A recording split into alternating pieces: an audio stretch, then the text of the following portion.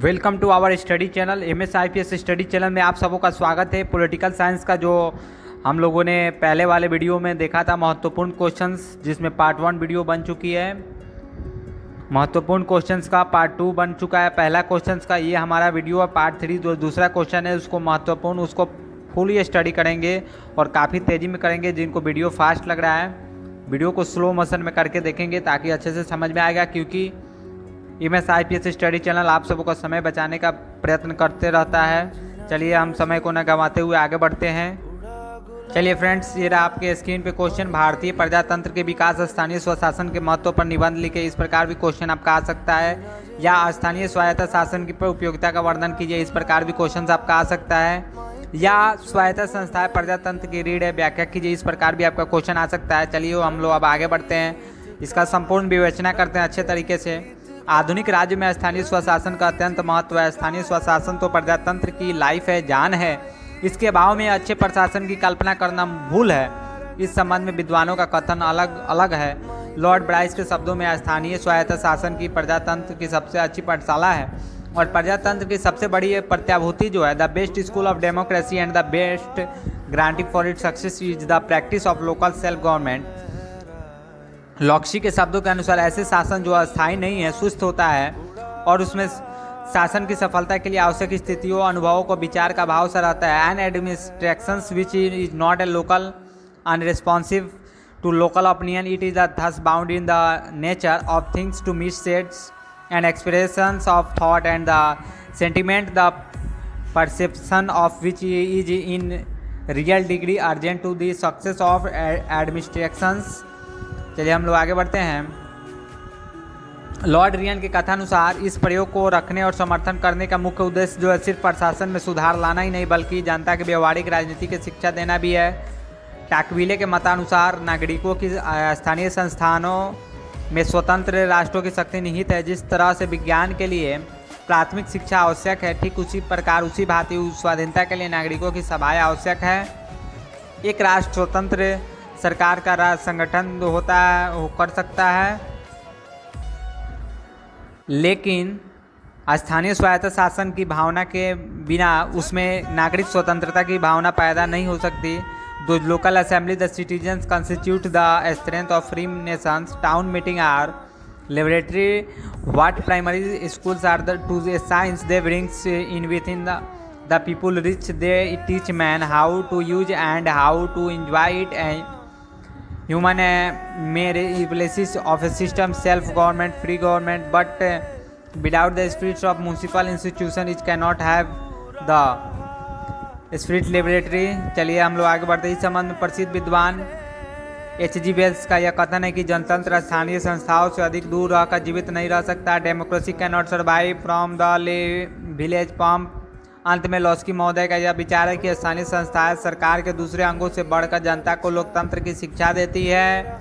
वे जातियों को शिक्षित बनाती है, नागरिक गुणों के विकास के लिए प्रारंभिक पाठशालाओं को काम देती है एवं नागरिकों की वास्तविक स्वतंत्रता का अनुभव कराती है। क्या कराती है? अनुभव। चलिए आगे हम लोग देखते हैं। J.S. मिल महोदय की स्थानीय स्वायत्त शासन का महत्व बतलाते हुए कहते हैं कि यह सार्वजनिक शिक्षा बहुत ही सफल पद्धति है। नगर पालिकाओं की प्रगति प्रतिवेदन रिपोर्ट के आधार पर यह कहा जाता है कि गत 100 सालों के भीतर स्थानीय सरकारों के मृत्यु संख्या को आधा कर दिया है और बच्चों की मृत्यु में 3/4 की कमी है। हैजे को आज हम एक पिछड़े हुए देश की बीमारी समझने लगे। छुआछूत की बीमारियों और क्षय जैसी बीमारियों पर विजय प्राप्त कर ली गई है। स्थानीय स्वायत्त शासन की उपयोगिता के संबंध में प्रसिद्ध विद्वान डॉक्टर M.P. शर्मा का कथन है कि जनता की समाप्ति जो उनका व्यापक प्रतिनिधि रूप और अपने क्षेत्र के लोगों की जरूरत और साधनों की नज़दीकी ज्ञान होने के कारण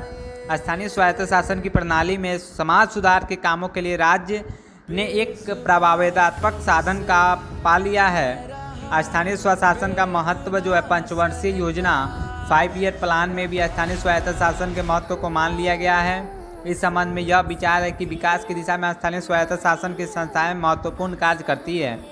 इस क्षेत्र में यह नीति होनी चाहिए कि उन्हें अपने अपने क्षेत्र में प्रशासन और सामाजिक सेवाओं की जितनी अधिक जिम्मेवारी हो सके लेने के लिए उत्साहित करें। और उन्हें मदद दे। अतः स्थानीय स्वायत्त शासन की निम्नलिखित महत्व है। पहला जो हमारा महत्व है इस प्रकार है, स्थानीय स्वशासन केंद्र तथा राज्य सरकारों का बोझ हल्का करती है। आधुनिक काल में लोक कल्याणकारी सिद्धांत के कारण से केंद्रीय तथा राज्य सरकार के कार्यक्षेत्र बहुत बढ़ गए हैं और समस्याएं बहुत ही विषम हो गई है। ऐसी अवस्था में केंद्र तथा राज्य सरकार के पास अनेक महत्वपूर्ण कार्य तथा विषय है, जैसे देश की रक्षा, परराष्ट्रीय नीति, अंतर्राष्ट्रीय संबंध, देश की प्रगति योजनाएं, प्रतिरक्षा, अणुशक्ति, रेल, तार, डाक, व्यापार इत्यादि। ऐसे ही देश जो है दशा के कारण केंद्रीय तथा राज्य सरकारों के पास इतना समय ही नहीं है कि वे जो है स्थानीय नागरिकों की छोटी छोटी आवश्यकताएं पर ध्यान दें। इतना करने के लिए उनमें संभव भी नहीं है। स्थानीय स्वायत्त शासन की संस्थाएं शिक्षा, सड़क, सफाई, रोशनी, दवा और जल आदि प्रबंध कर केंद्रीय तथा राज्य सरकारों का बोझ हल्का करती है, क्योंकि उपरोक्त कार्यों का उचित प्रबंध वहां के नागरिक ही कर सकते हैं। चलिए हम लोग सेकेंड महत्व पे आते हैं। भारत के स्थानीय स्वायत्त शासन का महत्व अत्यधिक है, क्योंकि स्थानीय संस्थाएं सभी स्थानीय समस्याओं का समाधान समुचित रूप से करती है। सभी जगह स्थानीय समस्याओं एक ही तरह की नहीं होती है, जैसे दिल्ली की समस्या नहीं जो समूचे बिहार की है। अतः हर एक स्थानीय संस्था की समय अलग अलग होती है। किसी के पास खाने की समस्या तो किसी के पास पीने की, तो किसी के पास दवा दारू की समस्या से जूझ रहे हैं, तो कोई गंदगी से दूर भागने की परेशान में है। वहाँ के निवासियों को भी अपनी सारी समस्याएं की उचित जानकारी रहती है, क्योंकि वे लोग अपना सारा समय जो है इन्हीं समस्याओं के बीच रहकर व्यतीत करते हैं। राज्य तथा केंद्र सरकार तो केवल सुनी सुनाई बातों पर जानती है, अतः समस्याओं के तहत वे नहीं जा पाती है। समस्याओं के तह तक का ज्ञान जो है स्थानीय नागरिक को ही रहता है, इसलिए स्थानीय व्यक्ति ही इनका समुचित इलाज कर सकते हैं। इससे जनता को राजनीतिक शिक्षा मिलती है। वास्तव में स्थानीय संस्था द्वारा जनता को राजनीतिक शिक्षा मिलती है। इतना ही नहीं, इसमें उनमें प्रकाशीय दक्षता की उत्पन्न भी होती है, इसलिए तो इसे जनतंत्र का प्रारंभिक पाठशाला कहा जाता है। Local self government is the first school of democracy इसको कहा जाता है।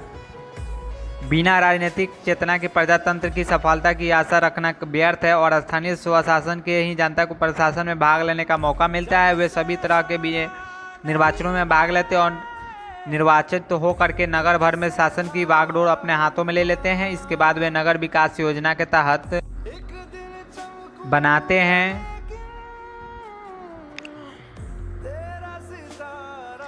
इस तरह स्थानीय जनता शासन तथा प्रशासन की जटिलताओं को पूर्ण रूप से परिचित हो जाती है। वे लोग सारे आगे चलकर देश का कर्णधार बनते हैं, अतः देश में सभी बड़े बड़े नेता स्थानीय स्वशासन के संबंध रखते हैं। इस तरह से यह देखा जाता है कि स्थानीय स्वशासन की संस्थाओं का इतना अत्यधिक महत्व है कि वह देश के नेतृत्व की प्रदान करती है, और इन संस्थाओं का निर्माण कार्य विभाजन के सिद्धांत पर होता है। इससे यह लाभ होता है कि उनके सभी कार्य कुशलता और दक्षता के साथ उत्पन्न होते हैं। इस संबंध में प्रोफेसर लॉस्की का कथन है कि ऐसे शासन स्थानीय नहीं है, सुस्त हो जाता है, और उसके शासन का सफलता के लिए आवश्यक स्थितियों, अनुभव और विचारों का अभाव रहता है। An administration which is not a locally unresponsive with local opinion, it is thus bond is the nature of things to meet states and expressions of thought and sentiments, the prescription which is in a real degree urgent for the success of administrations। जो हमारा चौथा महत्व है, इससे कार्य का समय पर संपादित होता है। स्थानीय स्वशासन की यह भी एक विशेषता है कि जिसे खासकर जगहों पर कार्य समय पर समुचित ढंग से होता है। अतः अगर इसी कार्य को सरकार जो है राज्य सरकार केंद्रीय सरकार के करना चाहे तो विलम्ब होना तो निश्चित ही है, और समुचित ढंग से होना ही कठिन है। यह ठीक है कि सभी सरकारी काम नियमानुसार होते हैं, लेकिन स्वाभाविक रूप से विलम्ब हो जा रहा है। परंतु स्थानीय स्वशासन में ऐसी बात नहीं है। जल्दीबाजी में चुस्ती और कार्यकुशलता के धुरी, और जहां से काम उचित समय पर उचित ढंग से होता रहता है। चलिए पांचवा जो हमारा महत्व है, जनता के स्वतंत्रता एवं स्वावलंबन की भावना पर जागती है। स्थानीय स्वशासन से जनता के में जागरण आता है। जनता यह समझने लगती है, जनता जागरूक हो जाती है, यह समझने लगती है कि प्रशासन उसकी जिम्मेवारी और प्रशासन का सारा काम उनका अपना काम है। अतः प्रशासन से संबंधित अच्छाइयों एवं बुराइयों का सेहरा उनके सर पर रहता है। इस कुशल सरकार एक कड़ी है और इतना ही नहीं, यह स्वतंत्र देश की एक अति आवश्यक पृष्ठभूमि है। यह स्वतंत्रता की भावना को हृदय में हमेशा प्रज्वलित रखती है। अतः अंत में यह कहा जा सकता है कि स्थानीय संस्थाओं का स्वतंत्रता के लिए वही स्थान है जो विज्ञान के लिए प्रारंभिक पाठशालाओं का है। यही तो वह नींव है जो कि प्रजातंत्र बुलंद इमारत खड़ी है। इस संबंध में राजनीतिक शास्त्र के प्रसिद्ध विद्वान लॉर्ड ब्राइस का कथन है कि स्थानीय स्वायत्त शासन के द्वारा नागरिकों के बीच सामान्य मामलों के हित चेतना पैदा होती है और इनमें से जो भावना पैदा होती है उन सामान्य मामलों का प्रबंध ईमानदारी और निपुणता से किया जाता है। जो हमारा छठा है,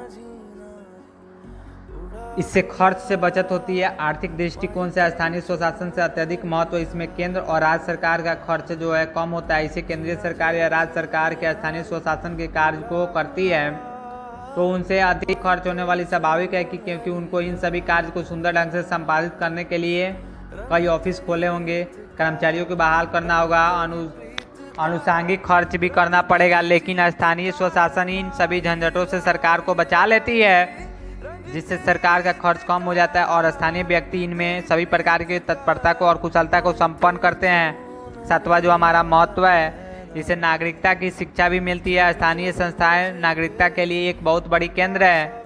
इसी केंद्र में सबसे पहले नागरिकों का सहयोग, संयम, सेवा, अनुशासन और बलिदान सुंदर पाठशाला पाठ पढ़ाया गया है। इसी में लोगों को नागरिकता की भावना जागती होता है। नागरिकों की देश सेवा का जो है अब तक इसी प्राप्त होती है। इसके बाद है 8, इसमें केंद्र का कार्यभार हल्का हो जाता है। आज के युग में केंद्रीय सरकार प्रशासन के कार्य को इतनी व्यस्त रहती है कि स्थानीय कार्यों के बारे में सोचना भी कठिन हो जाता है, क्योंकि उनके एक बड़े बड़े महत्वपूर्ण कार्य को संपादित करना पड़ता है। चलिए, थैंक यू दोस्तों। अब हम लोग मिलेंगे अगले वीडियो में। तीसरा जो क्वेश्चन पेपर 8 का पॉलिटिकल साइंस ऑनर्स का महत्वपूर्ण क्वेश्चन है उसको लेकर के आएंगे हम लोग अब अगले वीडियो में। अगर किसी को इसका PDF चाहिए तो कमेंट बॉक्स में कमेंट करें, आपको PDF भी प्रोवाइड कराया जाएगा। थैंक यू, धन्यवाद। लाइक करें, सब्सक्राइब करें, शेयर करना बिल्कुल ही ना भूलें। चलिए, बाय बाय।